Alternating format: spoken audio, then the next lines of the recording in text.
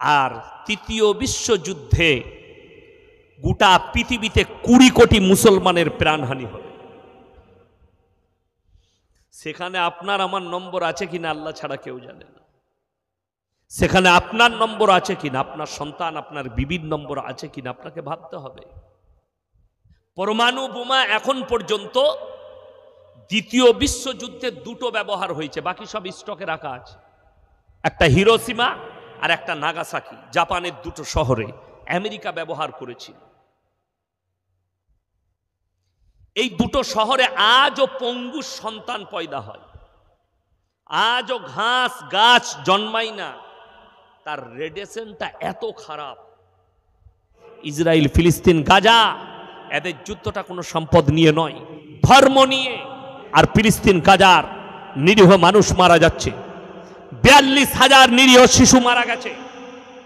একজন মা তিনি মিডিয়ার সামনে বলছেন, আমি দুঃখের সঙ্গে বলছি, আজকে যদি মানুষের মাংস খাওয়া জায়েজ হতো, আমি আমার শরীরের মাংসগুলো, এই ইহুদিদিকে আশ্রয় দিচ্ছে এই মুসলিম রাষ্ট্রগুলো।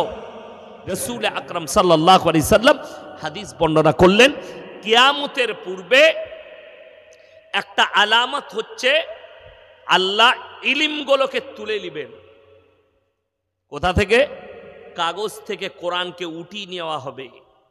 কোরআনের এই যে কোরআনগুলো দেখছেন, কাগজগুলো সাদা হয়ে যাবে, আল্লাহ তুলে নেবেন আসমানে।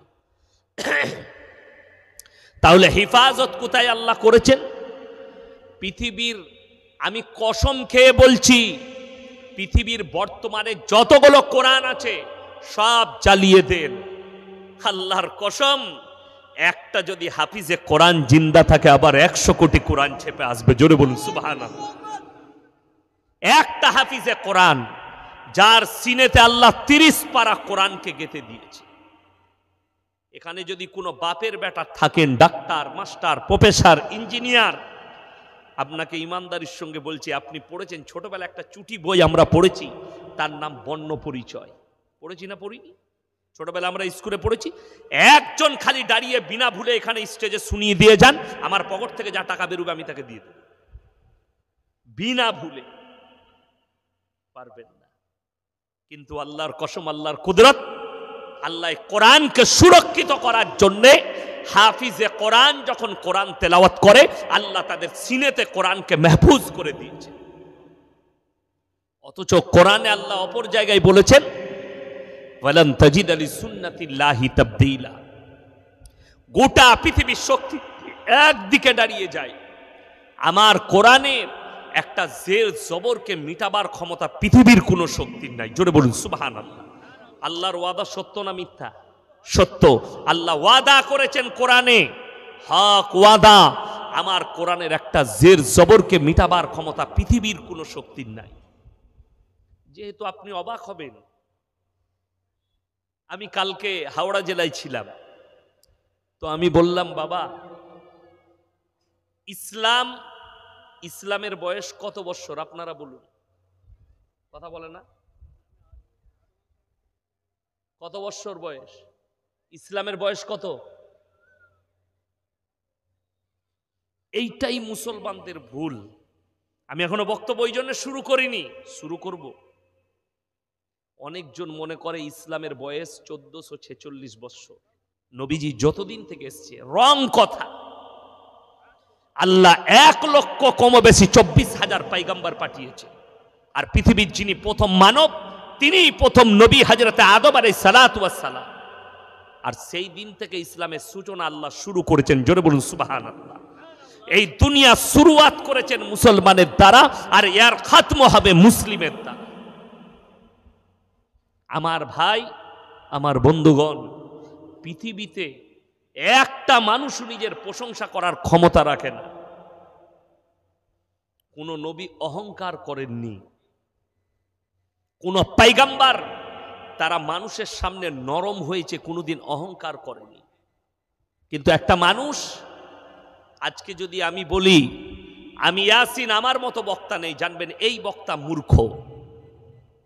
কেউ যদি বলে আমার মতো ডাক্তার নাই, জানবেন মূর্খ ডাক্তার। কেউ যদি বলে আমার মতো মাস্টার নাই, মূর্খ মাস্টার। মানুষ বুঝেই না। একমাত্র প্রশংসা করার যোগ্যতা সকলে বলুন কে রাখেন? আল্লাহ। কোরআনে দলিল দিয়েছেন আল্লাহ নিজের শক্তি, নিজের রমাইশ, যে আমি কেমন রব তোমাদের আর তোমরা আমার কেমন বান্দা, এটা আল্লাহ বুঝিয়েছেন সূরায়ে কাহাফ। কোন সূরা বললাম? সূরায়ে কাহাফ। একবারই শেষ আয়াতের আগের আয়াত, কুল্লাউ কানাল বাহরু মিদাদাল লিকালিমাতি রাব্বি লানাফিদাল বাহরু ক্বাবলা আন তানফাদা কালিমাতু রাব্বি ওয়ালাউ জিনা বিমিথলিহি মাদাদা। হে আমার বিশ্বনবী, পৃথিবীর মানুষকে বলো, যতগুলো পৃথিবীতে সমুদ্র আছে সব পানিগুলো যদি আমি আল্লাহ কালি করে দিই, আর পৃথিবীর মানুষ যদি আল্লাহর প্রশংসা লিখতে শুরু করে, সব শেষ হয়ে যাবে। আবার আমি অতটাই পানি দেবো, অতটাই কালি করে দেবো, সেটাও শেষ হবে, কিন্তু আল্লাহর প্রশংসা লিখে পৃথিবীর মানুষ শেষ করতে পারবে না। জোরে বলুন সুবহানাল্লাহ।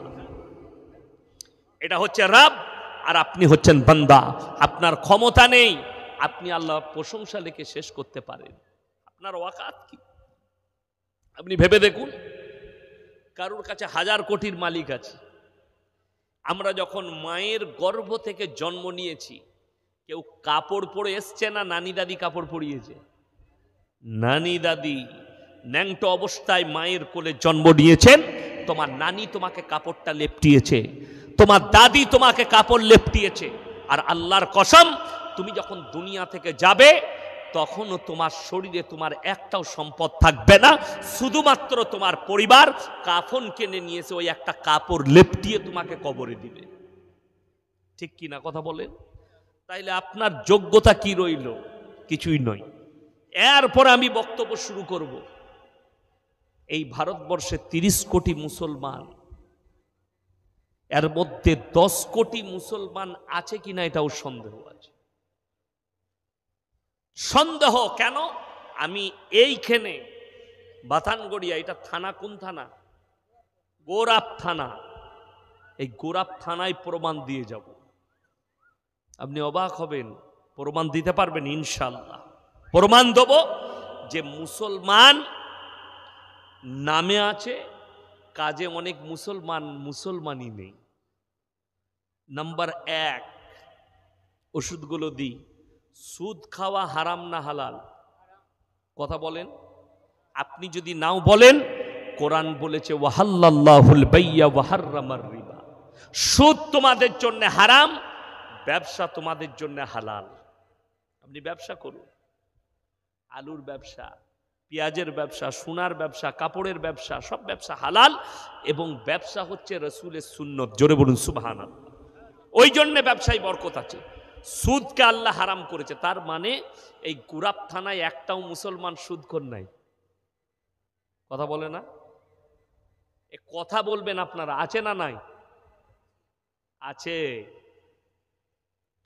ইমানদারির সঙ্গে বলুন, আল্লাহ যদি হারাম করেন, রাসূলের হাদিসটা শুনেলেন, কেউ যদি 1 টাকা সুদ খায়, নিজের মায়ের সঙ্গে 36 বার জিনা করার সমান পাপ করলো। নাউজুবিল্লাহ বলে, এটা রাসূলের হাদিস।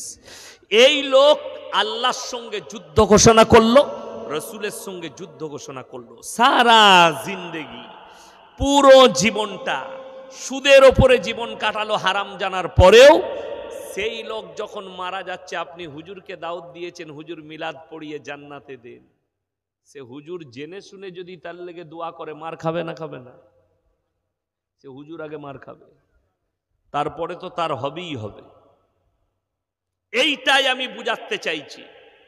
আল্লামা ইকবাল লিখেছে, ইস ঘর কো আগ লাগি ঘর কি চিরাগ সে। এখানে এলান করা হলো, আলেমরা ডাক দিলে আপনারা যাবেন। আমি আপনাকে মোবাইল খুলে প্রমাণ করাবো। দারুল উলুম দেওবান পাস মৌলবি, তার নামের শেষে কাশ্মী লেখা আছে, উত্তর প্রদেশে।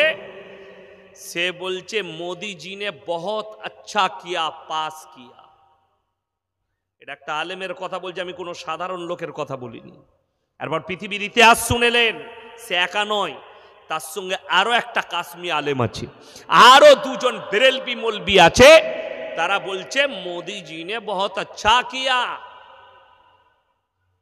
এরপর ইসলামের ইতিহাস খুলেন, হযরতে হোসেন রাদিয়াল্লাহু তাআলা আনহুকে কারবালার প্রান্তরে যারা শহীদ করেছিল তারা কোনো অমুসলিম ছিল না, মুসলমানরাই শহীদ করেছিল। এটা পৃথিবীর ইতিহাস বলছি। নবাব সিরাজউদ্দৌলা, হাজারটা দৌড়ের মালিক, ইংরেজদের তার সঙ্গে ধোঁকাবাজি করে তার হত্যার যে প্ল্যান করেছিল তার নাম হচ্ছে মীর জাফর। মীর জাফর মুসলমান ছিল না অমুসলিম? মুসলিম। সুলতান আইয়ুবী, তার পেছনে ষড়যন্ত্রকারী ছিল মুসলমান। অটোমান সাম্রাজ্যর পতন ঘটার পেছনে ষড়যন্ত্রকারী ছিল মুসলমান। আর আজকে এই ওয়াকফ বিলের ষড়যন্ত্রকারী হচ্ছে মুসলমান। অপরকে গালি দিয়ে লাভ না। আমি বাই ক্যামেরা বলছি, ক্যামেরা চলছে। উত্তরপ্রদেশের মৌলবি, সে দাঁড়িয়ে গলায় লাল পাট্টি লাগানো আছে, তার নামটা আছে অমুক কাসবি, যদিও আমি নাম উচ্চারণ করলাম না, এবং সে বলছে ইয়ে বহুত আচ্ছা হুয়া। এরপর আপনি কাকে দায়ী করবেন? আপনি কাকে গাল দিবেন? তো আল্লামা ইকবাল এত বড় আল্লাহওয়ালা কবি ছিলেন, তিনি যখন কোথাও প্রোগ্রাম করতেন মানুষকে দেখে তাদের আলামত দেখে তিনি শের বলতেন। তো তিনি শের বলেছিলেন, ইস ঘর কো আগ লাগি ঘর কি চিরাগ সে। মুসলমান তোমরা নিজেদের ঘরে নিজের আগুন ধরিয়েছ, অপরকে গালি দিয়ে লাভ নাই।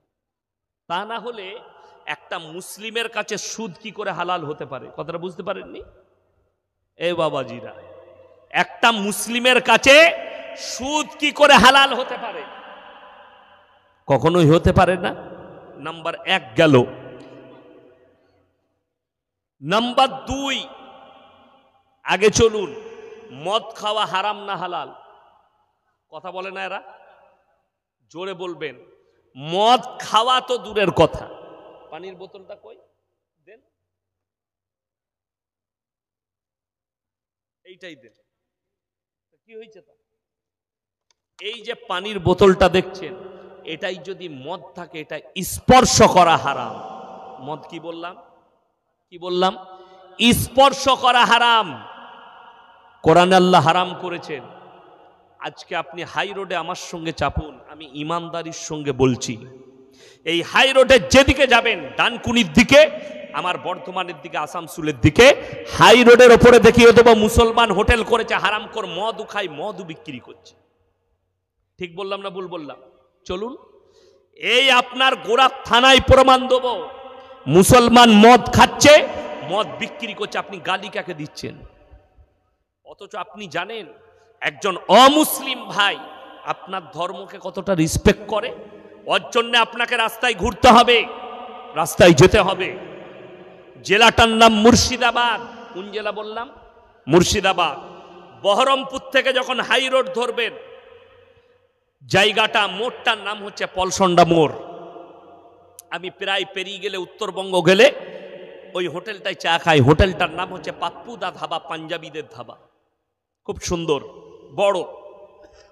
দু ভাই মাথায় পাগড়ি বেঁধে, মুখে দাড়ি, পাঞ্জাবিদের, খুব ভদ্র, তারা চালাচ্ছে হোটেলটা।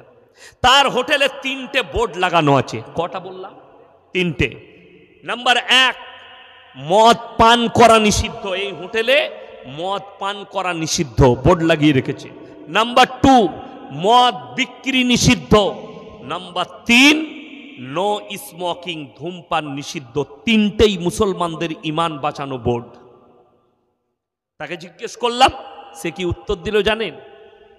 আরে ভাই, আমি যেখানে ব্যবসা করছি আমার 75% কাস্টমার মুসলিম, আর মুসলমানদের কাছে আমি জানি মদ স্পর্শ করা হারাম। সে আপনার ধর্ম সম্পর্কে এতটা সচেতন যে আমি যেখানে ব্যবসা করছি আমার হোটেলে 75% মুসলিম কাস্টমার, তাই আমার মদ ব্যবসা করা যাবে না, মদ খেতে দেওয়া যাবে না, নো স্মোকিং, ধূমপান করতে দেওয়া যাবে না, তাদের ধর্মে আঘাত লাগবে। অথচ আমি আপনাকে দেখিয়ে দেবো তার হোটেল থেকে দুদিকে 20 কিলোমিটারের মাথায় মুসলমান হোটেল করেছে, মুসলমান মদও খাচ্ছে, মদও বিক্রি করছে। নাউজুবিল্লাহ। মদ কি করে আপনার কাছে হালাল হলো? কে বলে দিল? আর এই লোক সারা জীবন মদের ভাটিতে জীবন কাটাচ্ছে, মদ খেয়ে মারা গেল, জীবনে আল্লাহ আল্লাহর নাম লাইনি, আল্লাহ রসুলের নাম লাইনি। আর আপনি বলছেন মারা গেছে, হুজুরকে ডেকে মিলাদ পড়িয়ে জান্নাতে দেব। আমি আপনাকে আমার বাপের দলিল দেব না, আমার চাচার দলিল দেব না, কোন আল্লাহওয়ালার দলিল দেব না। আপনারা ইমানদারির সঙ্গে বলুন, নবীজির থেকে দামি লোক পৃথিবীতে কেউ এসছে? কথা বলে না, কেউ আসেনি। আল্লাহ রসুল সাল্লাল্লাহু আলাইহি সাল্লাম তিনি হচ্ছেন শ্রেষ্ঠ পয়গম্বর এবং তিনি হচ্ছেন ইমামুল আম্বিয়া। ইমামুল আম্বিয়া মানে জানেন? নবীদের ইমাম। এই গ্রামে আমাকে দাওয়াত দিয়েছে, আমাকে বক্তা বলতে পারবে, আমি আপনাদেরকে শ্রোতা বলতে পারবো, আমি বক্তা আপনারা শ্রোতা, কিন্তু ইনারা আমাকে ইমাম বলতে পারবেন না, যেহেতু আমি এখানে ইমামতি করি না। তো আল্লাহ নবী সাল্লাল্লাহু আলাইহি সাল্লাম ইমামুল আম্বিয়া কি করে হলেন? নবীজি যখন দুনিয়াতে ছিলেন তখন বর্তমানে নবীজির জামানায় কোনো নবী ছিলেন? একটাও নবী ছিলেন না। এইটার জন্য কোরআনে চলুন, বুঝতে পারবেন। সূরায়ে বনী ইসরাঈল, কোন সূরা বললাম? বনী ইসরাঈল। খুব ভালো করে শুনবেন কি করে নবীজি ইমামুল আম্বিয়া হলেন। এই ইমামুল আম্বিয়ার সঙ্গে যে ঘটনা জুড়ে আছে সেটা হচ্ছে মেরাজের রাত্রির ঘটনা। আর মেরাজ ঘটেছে নবীজি সশরীরে।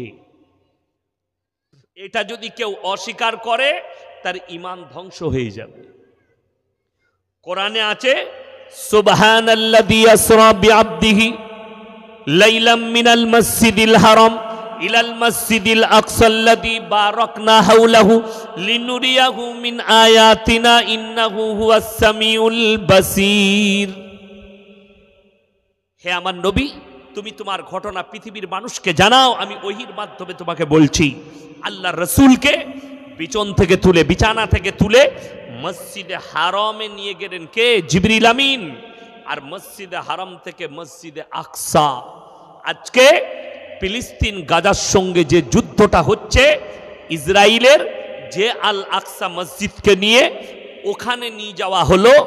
আল্লাহ রসুল সাল্লাল্লাহু আলাইহি সাল্লাম 2 রাকাত নামাজের ইমামতি করলেন এবং সমস্ত পয়গম্বর নবীরা নবীর পেছনে মুক্তাদি হয়ে 2 রাকাত নামাজ আদায় করলেন। জোরে বলুন সুবহানাল্লাহ। নবীজির নামের লাকাবে জোড়া হলো ইমামুল আম্বিয়া। সমস্ত নবীরা নবীর পেছনে নামাজ আদায় করলেন আর নবীজি হলেন ইমাম ওই আল আকসা মসজিদে। আপনি এটা ভাববেন না আমার মৃত্যু হয়েছে এই বাতানগড়িয়ায়, আমার কবর আছে বাতানগড়িয়ায়, আমি মারা গেছি এই গোরাপ থানায়, আমার কবর হচ্ছে গোরাপে। কিন্তু আপনি জানেন কিয়ামতের ময়দান হবে হিন্দুস্তান নয়, কিয়ামতের ময়দানটা হবে আল আকসার ময়দানটা, ফিলিস্তিনের ময়দানটাই হবে কিয়ামতের ময়দান। আল্লাহ গোটা পৃথিবীর মানুষকে জড়ো করবেন ওই ফিলিস্তিনের ময়দানে, আর ওইটাই হবে কিয়ামতের আসল ময়দান। জোরে বলুন সুবহানাল্লাহ। আজকে আপনার মনে হবে ফিলিস্তিনের মানুষ মারা যাচ্ছে, গাজার মানুষ মারা যাচ্ছে, রসুলের হাদিস সত্য না মিথ্যা? বাবা সত্য। আজকে হাদিসটা শুনে যান। আল্লাহ রসুল সাল্লাল্লাহু আলাইহি সাল্লাম হাদিস বর্ণনা করলেন,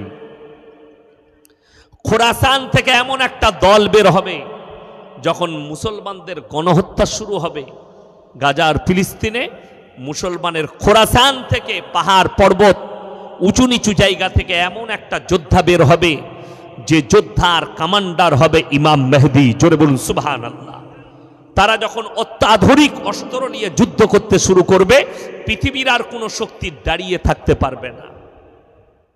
আপনি মনে করছেন আমি খুব ভালো জায়গায় আছি, গোরাপ থানায় বাস করছি, শান্তিতে আছি। গোটা পৃথিবী জড়াবে যুদ্ধে। গত 2 বছর আগে বোম্বের হাজি আলীতে একজন ভিখারি ভিক করত, অনেকজন ভিক করে, সেও ভিক্ষা করে, সে কিন্তু অনেক পুরনো ভিখারি। রাতের বেলায় সে দামি দামি হোটেলে খেতে যেত, পুলিশের নজর পড়েছে। যে ঝুপড়িতে থাকে ইনকাম ট্যাক্স অফিসারদের রেড পড়েছে, তার ঝুপড়িতে গিয়ে দেখছে 5 কোটি টাকা বেরোইছে। আপনার বাতানগড়ে যদি কারো 5 কোটি টাকা থাকে, সে ফকির না বড় লোক? বড় লোক। আমরা তাকে বড় লোক বলবো, কিন্তু সে ফকির, ভিক্ষা করে 5 কোটি।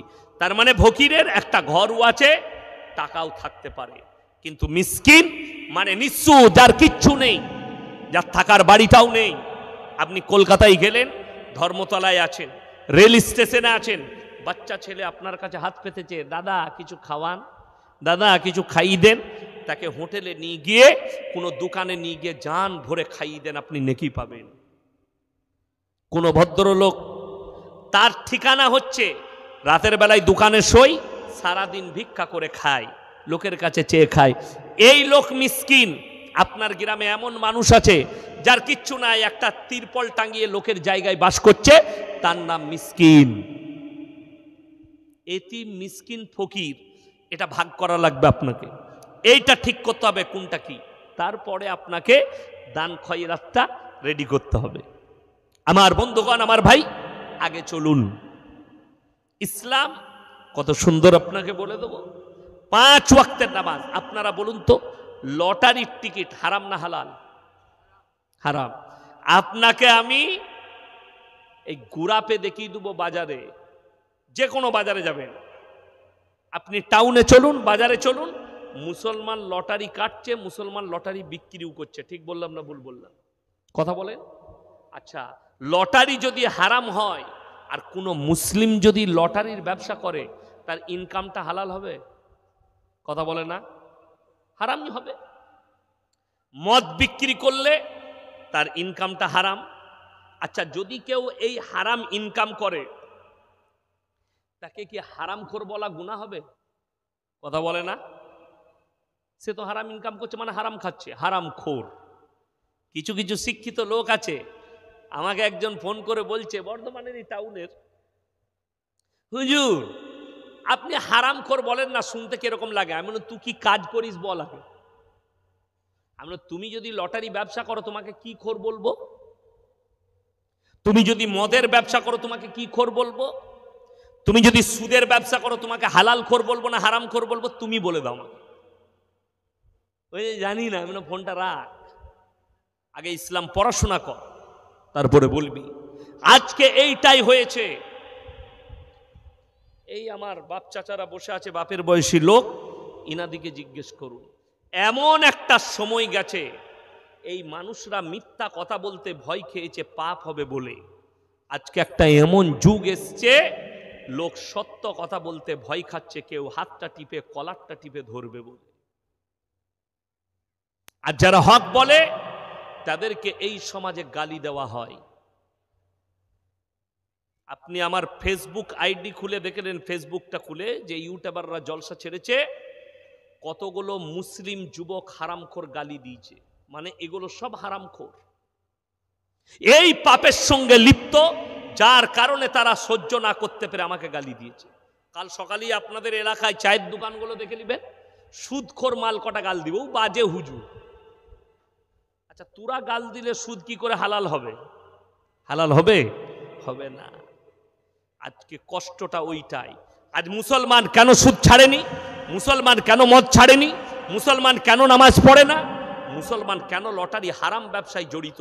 তার মূল কারণ আমাদের সমাজের মসজিদ কমিটিরা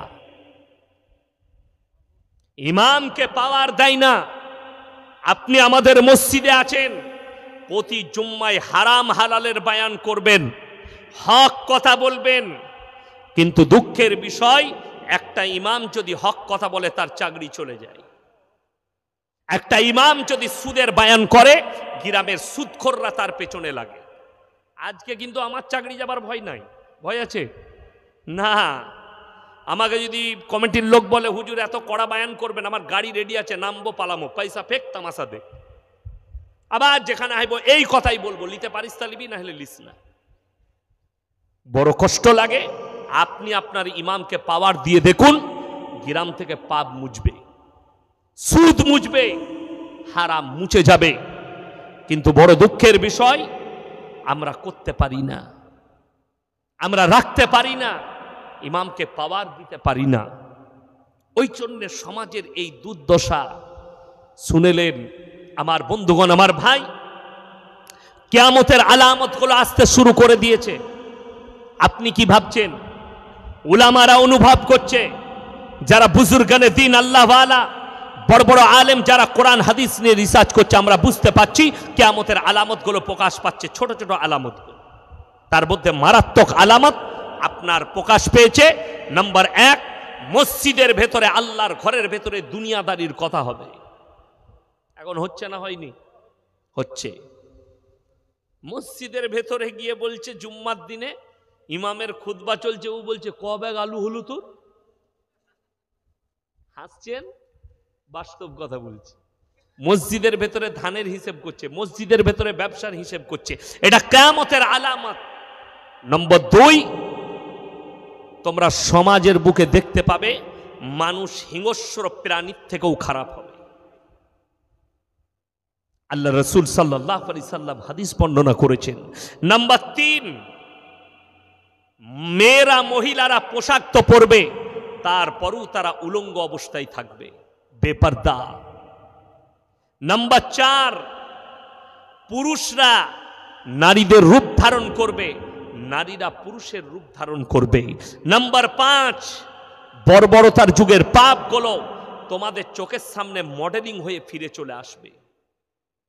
যদি বলেন হুজুর আমরা তো বুঝতে পারছি না, দেখুন আপনাকে বলে দিই, সবাই বলুন দ্বীনি শিক্ষা অর্জন করা কি ফরজ? তো আমি বলে যাচ্ছি, গোটা গুরাব থানায় 100টা নারী পুরুষের মধ্যে 80 জনের কাছে দ্বীনি শিক্ষা নাই।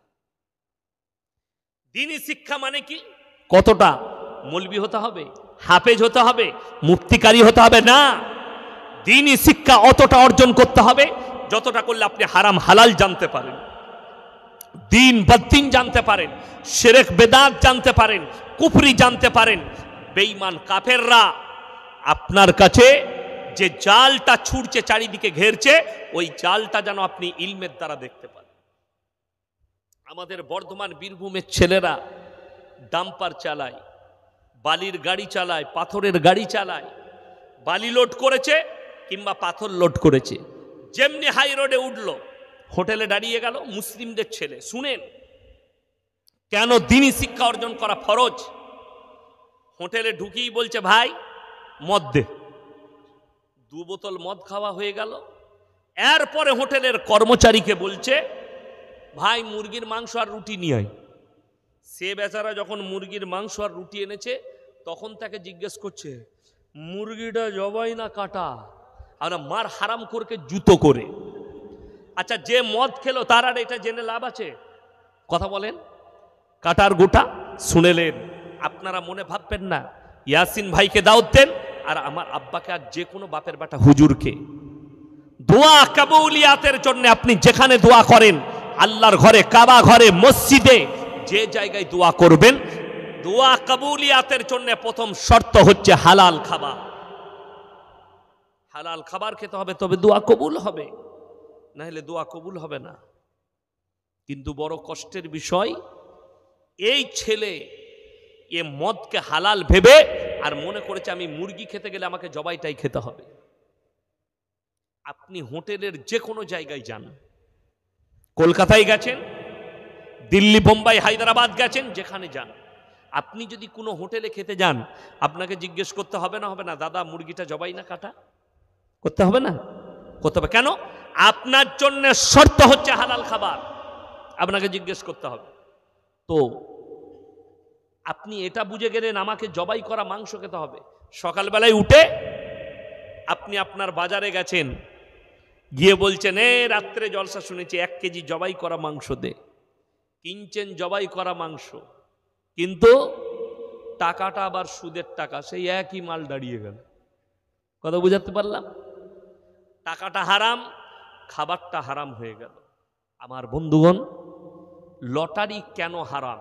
সকলে বলুন রুজির মালিককে, ভাগ্যের মালিককে? আল্লাহ। আমাদের মুসলমান কত নিকৃষ্ট বলে দিই।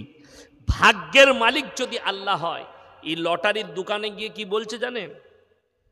আমাকে 4-এর ঘরটা দে, ওটা আমার লাকি নম্বর। বলে না বলে না? এইটার কারণে তোমার ঈমান চলে গেল। একটা কাগজকে ভাগ্যের মালিক মনে করেছো। আমার ভাই, আমার মতো 100টা মৌলবি ধরা পড়বে, 100টা হুজুর ধরা পড়বে কিয়ামতের দিনে। সমাজকে ধোঁকা দিয়েছো, প্রতারণা করেছো, প্রবঞ্চনা করেছো। মুসলমান কতটা নিকৃষ্ট আপনারা মোবাইলে নিশ্চয় দেখেছেন অনেকে। বাংলাদেশের এক চাচা লটারির টিকিট কেটেছে, মুখে দাড়িও আছে, মাথায় টুপিও আছে, মসজিদে ঢুকে বলছে, আল্লাহ গো, এক ঘর কেটেছি, আল্লাহ 1 কোটি ফেলি দিও, আমি জীবন আর তোমার ঘর থেকে বেরোবো না। জোরে বলুন নাউজুবিল্লাহ। এই দোয়া, হারাম দোয়া কখনো আল্লাহর কাছে চাওয়া যায়?